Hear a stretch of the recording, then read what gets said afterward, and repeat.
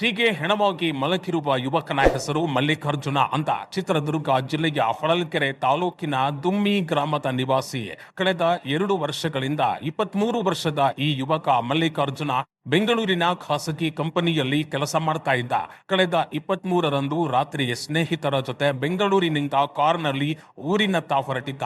ಆದ್ರೆ ಐಮಂಗಲ ಬಳಿ car accident ನಲ್ಲಿ ಮಲ್ಲಿಕಾರ್ಜುನನ ಕಾಲು ಮುರಿದಿತ್ತು.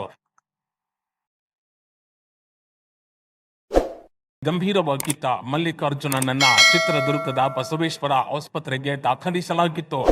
ಈ ವೇಳೆ ಕಾಲು ಆಪರೇಷನ್ ಮಾಡೋದಿಕ್ಕೆ ರಕ್ತ ಪರೀಕ್ಷೆ ಮಾಡಿದ್ದ ವೈದ್ಯರಿಗೆ ಶಾಕಿಂಗ್ ಎದುರಾಗಿತ್ತು. ಅದೇನಂದ್ರೆ ಗಾಯಾಳು ಮಲ್ಲಿಕಾರ್ಜುನ್ಗೆ HIV ಪಾಸಿಟಿವ್ ದೃಢಪಟ್ಟಿತ್ತು. ಇದರಿಂದ ವೈದ್ಯರು ಮಲ್ಲಿಕಾರ್ಜುನ್ಗೆ HIV ಪಾಸಿಟಿವ್ ಇರುವುದನ್ನ ತಿಳಿಸಿದ್ದಾರೆ. ಅಲ್ಲದೆ ಚಿಕಿತ್ಸೆಗೆ ಮಣಿಪಾಲ್ ಆಸ್ಪತ್ರೆಗೆ ಕರೆದೊಯ್ಯುವಂತೆ ಸಲಹೆ ನೀಡಿದ್ರು. ಅಕ್ಕ ನಿಶಾ ಹಾಗೂ ಭಾವ ಮಂಜುನಾಥ್ ಆಂಬ್ಯುಲೆನ್ಸ್ ನಲ್ಲಿ ಮಲ್ಲಿಕಾರ್ಜುನನನ್ನ ಕರೆದೊಯ್ದಿದ್ರು. ಆದ್ರೆ ಮಣಿಪಾಲ್ಗೆ ಹೋಗುವ ಮಾರ್ಗ ಮಧ್ಯದಲ್ಲಿ ಅಕ್ಕ ಬಾವ ಮಲ್ಲಿಯನ್ನ ಉಸಿರುಗಟ್ಟಿಸಿ ಕೊಂದು ಬಿಟ್ಟಿದ್ದಾರೆ.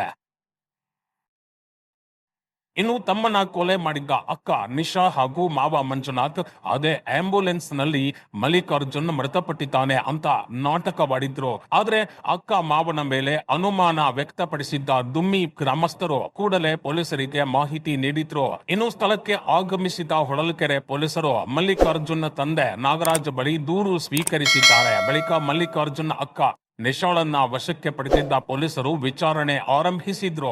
ಪೊಲೀಸ್ ಸ್ಟೈಲ್ ನಲ್ಲೇ ಇನ್ವೆಸ್ಟಿಗೇಷನ್ ಆರಂಭ ಆಗ್ತಾ ಇದ್ದಂತೆ ಕೊಲೆ ರಹಸ್ಯ ಬಯಲಾಗಿದೆ. ತಮ್ಮನಿಗೆ HIV ಇದೆ ಎಂಬ ಕಾರಣಕ್ಕೆ ಆಂಬ್ಯುಲೆನ್ಸ್ ನಲ್ಲೇ ಅಕ್ಕ ಮಾವ ಕೊಲೆ ಮಾಡಿದ್ದ ಸತ್ಯ ಬಾಯ್ಬಿಟ್ಟಿದ್ದಾರೆ.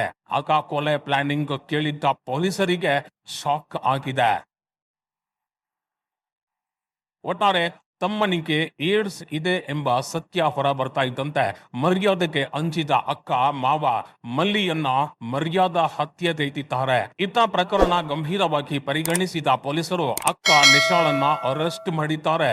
ಎಸ್ಕೇಪ್ ಆದ ಮಾವನಿಗೆ ಬಲೆ ಬೀಸಿದ್ದಾರೆ.